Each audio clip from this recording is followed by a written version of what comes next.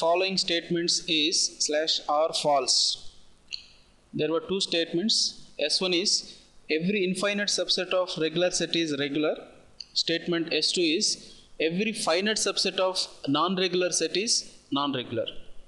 Option A only S1, option B only S2, option C both S1 and S2, option D none of these. We need to find out the statements which are false. So the first statement is every infinite subset of a regular set is regular. Let us suppose one example we take. Infinite subset means the subset containing infinite number of strings.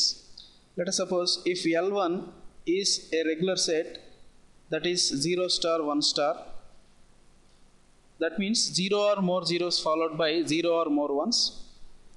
If you take 0 power n, 1 power n such that n starts with 0, this is n number of zeros followed by n number of ones, and this is L2 for example.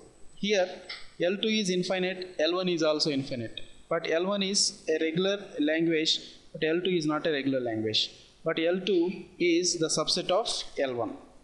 So every infinite subset of regular set is regular, he is saying, but it need not be regular, it can be non-regular also. So that statement is false. S1 is false.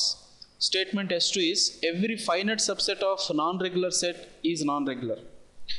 So here itself we can decide, because every finite set is a regular set, but he is saying it is a non-regular. The statement says it is non-regular, so that's why it is wrong, because every finite set is regular whether it is subset or not. So S1 is false, S2 is false. So option C, both S1 and S2.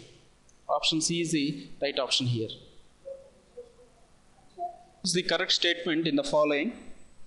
Option A, L1 is equal to 0 power I, 1 power I, 2 power j such that I greater than or equal to 1, j greater than or equal to 1 is regular. Option B is L2 is equal to Wx W power R such that W comma X belongs to 0 plus 1 whole star, and W power R is the reverse of W. C. Option C is L3 is equal to 0 power n, 1 power m, 0 power n plus m such that n comma m greater than or equal to 1 is not CFL. Option D, none of these. Here in option B, this language is stated as is regular. Let us take the option A for example. So here 0 power n, 0 power I, 1 power I, 2 power j such that I comma j greater than or equal to 1, it is stated as is regular language. Here after I number of zeros we should have exactly I number of ones.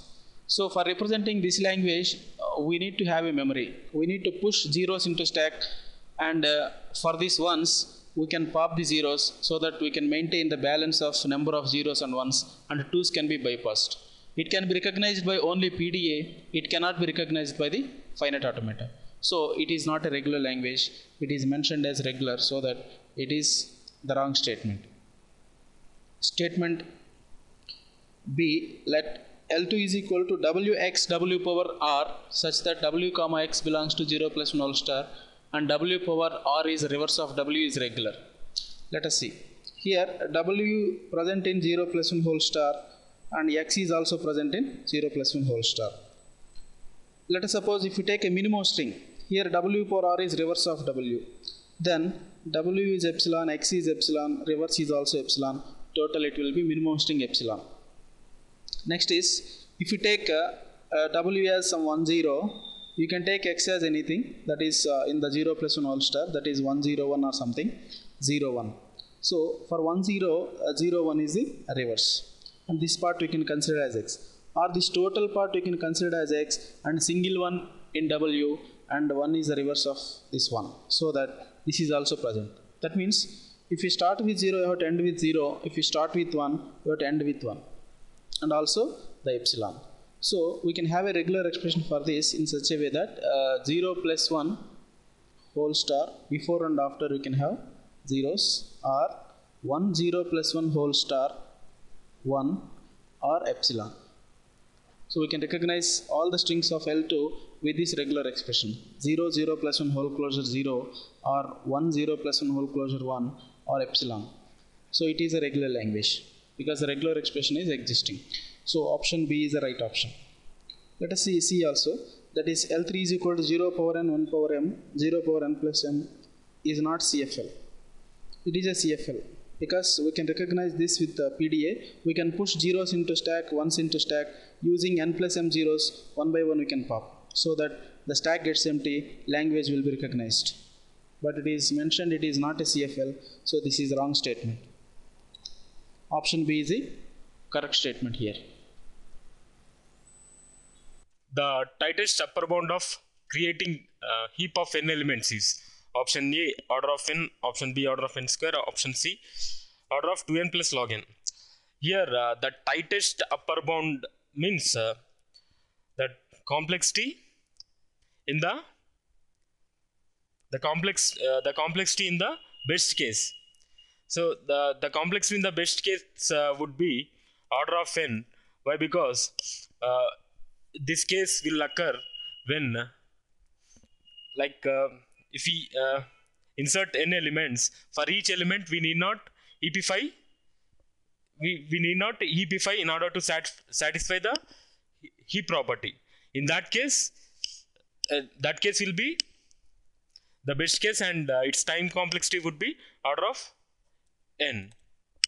Whereas in the worst case, for each and every insertion we need to heapify. In the worst case, that will be order of n log n. So here tightest means in the best case. So here correct option is option A.